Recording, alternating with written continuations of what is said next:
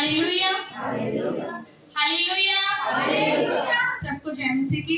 परमेश्वर का धन्यवाद करते हैं कि परमेश्वर ने चुना अपने कलाम को समझने के लिए, क्योंकि जब हमारे ऊपर कोई जिम्मेदारी आती है तभी हम उस चीज में घुसते हैं, नहीं तो हम उसे ऊपर ऊपर से ही पढ़ते रहते हैं। तो परमेश्वर का धन्यवाद करते हैं कि परमेश्वर ने इस लायक समझा कि मैं आप लोगों के सामने परमेश्वर के वचन को दे पाऊं। तो आज हम सीखेंगे परमेश्वर की 7वीं और आखिरी वाणी, जो कि लूका रचित सुसमाचार अध्याय 23 में वचन 46। यहाँ लिखा है, और यीशु ने बड़े शब्द से पुकार कर कहा, हे पिता, मैं अपनी आत्मा तेरे हाथों में सौंपता हूँ। और यह कहकर प्राण छोड़ दिए। हालेलुया। यीशु मसीह ने क्या करा? अपनी आत्मा को किसके हाथों में सौंप दिया? परमेश्वर के हाथों में सौंप दिया। अगर हम इससे पहले उसकी 6 वाणी देखते हैं तो उसमें परमेश्वर ने बहुत सी पीड़ा सही, परमेश्वर ने उनको क्षमा भी किया और परमेश्वर ने धीरज भी रखा और जिम्मेदारी को भी निभाया और पापों को भी ले लिया। उसके बाद उसने क्या कहा कि मैं अपनी आत्मा को परमेश्वर के हाथ में सौंपता हूँ। हालेलुया। जब मैंने इस वचन के ऊपर मनन किया तो मैंने इस वचन को जब गहराई से देखा तो क्या आया? सबसे पहले हमारे जीवन में आती है अधीनता। जब यीशु मसीह इतनी चीजें करना क्या यीशु मसीह के लिए आसान था? स्वर्ग को छोड़कर पृथ्वी पर आना। और हम लोग हैं, आज हम अपनी जवानी में हर एक शौक को पूरा करना चाहते हैं। हम चर्च भी आना चाहते हैं, संगति भी करना चाहते हैं, डांस भी करना चाहते हैं दूसरे गानों पे, हम टीवी भी देखना चाहते हैं, हम इंस्टाग्राम रील्स भी बनाना भी चाहते हैं दूसरे गानों पे। तो क्या यीशु मसीह के लिए आसान था उस स्वर्ग को छोड़ के जवानी के दिनों में आके उस सेवा, उस काम को, जिम्मेदारी को उठाना जो उसने किया? नहीं था। लेकिन उसने क्या देखा? वो परमेश्वर की आज्ञा को पूरा करने के लिए आया और उसने क्या किया? अपने जीवन को परमेश्वर की अधीनताई में लेके गया। वो परमेश्वर के अधीन रहा। जब आप एक बड़ी जिम्मेदारी में जाते हो तो आपके जीवन में किसी की अधीनताई होना बहुत जरूरी है। अगर यीशु मसीह परमेश्वर के अधीन नहीं होते तो क्या वो सब चीजें कर सकता था? तो उसको सामर्थ कहाँ से मिल रही थी? परमेश्वर से। आप चर्च आते हो, आपके अगुए, हमारे अगुए, अगर हम उनके अधीनताई में नहीं चलेंगे और हमारे जीवन में कोई प्रॉब्लम आएगी तो हमारे लिए प्रार्थना कौन करेगा? वो प्रार्थना करेंगे। उनकी प्रार्थना को सुन के हमें सामर्थ कहाँ से आएगी? परमेश्वर की ओर से आएगी। तो परमेश्वर यीशु मसीह ने अपनी परमेश्वर की अधीनताई में अपने जीवन को जिया और उसकी आज्ञाओं को पूरा किया। जब आप किसी अधीनताई में जाते हो तो आपके जीवन में आज्ञाकारिताएं आती है, आपके जीवन में आज्ञा आती है।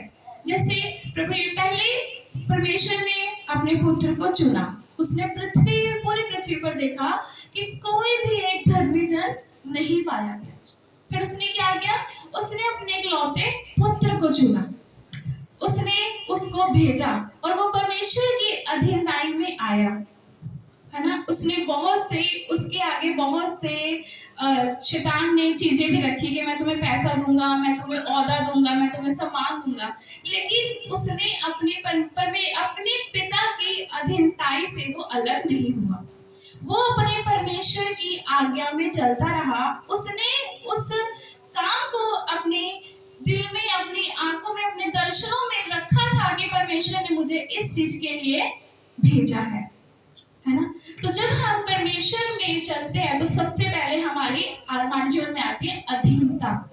और अगर आपके जीवन में अधीनता नहीं है तो जैसे यीशु मसीह ने परमेश्वर की आज्ञा को पूरा किया, अधीनताई में होकर किया, अगर आप किसी के अधीन नहीं है तो आप किसी भी आज्ञा को, किसी भी योजना को पूरा नहीं कर सकते। क्यों? क्योंकि अधीनता आपके जीवन में आज्ञाकारिता को लाती है, आपके जीवन में भय को लेके आती है। हम प्रॉफिट जी के अधीनताई में रहते हैं, कोई काम होता है जो हमें लगता है कि ठीक है, लेकिन हमारी वचन के अनुसार नहीं ठीक होता और हम सोचते हैं कि कर लें, मेरे साथ होता है और मैं बहुत बार प्रॉफिट जी से पूछती हूँ कि प्रॉफिट जी ऐसे ऐसे ये काम है, मैं कर लूँ?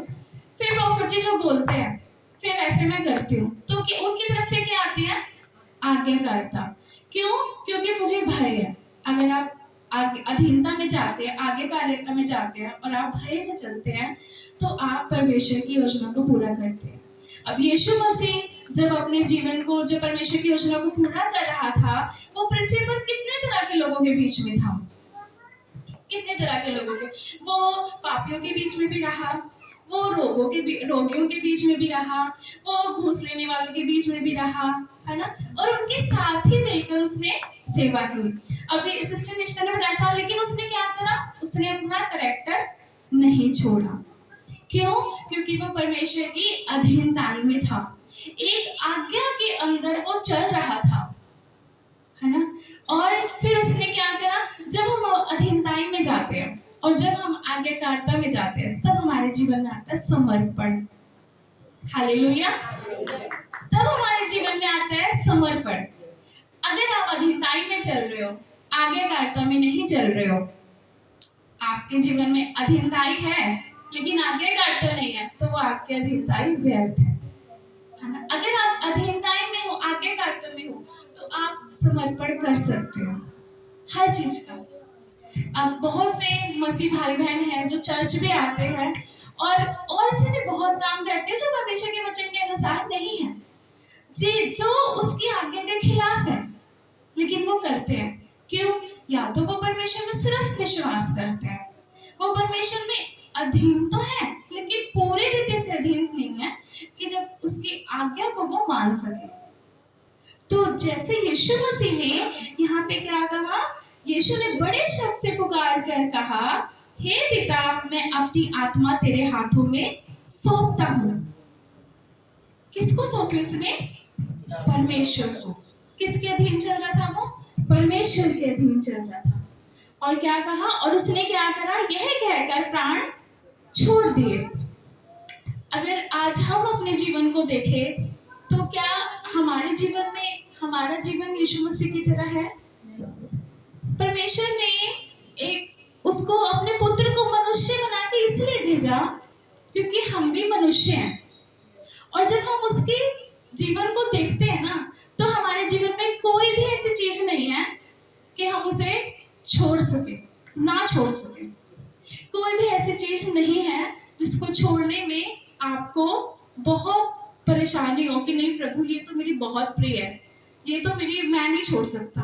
नहीं, उसके पुत्र ने हर एक चीज करके दिखाई है, और यहाँ तक कि उसने अपने प्राणों को भी सौंपा है, आत्मा को भी सौंपा है।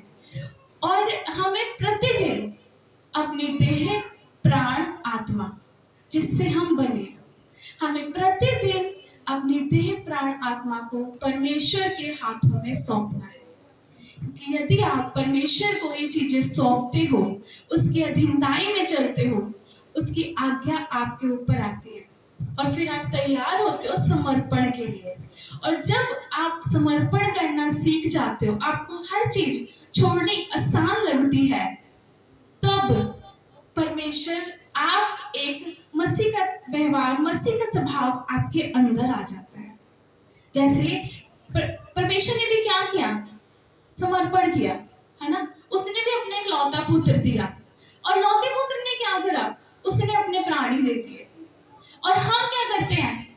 हमें जो अच्छा लगता है हम वो छोड़ते हैं, और जो नहीं अच्छा लगता वो नहीं छोड़ते।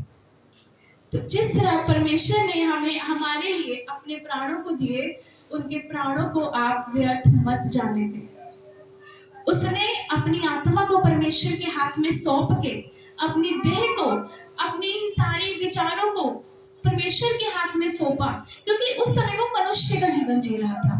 अगर वो परमेश्वर होता तो क्या वो प्रार्थना करता? वो परमेश्वर को बोलकर हो जाता? नहीं, वो मनुष्य के रूप में उस टाइम जीवन जी रहा था, ताकि हम उसको देख के एक मसीह की चाल चल सके। हालेलुया।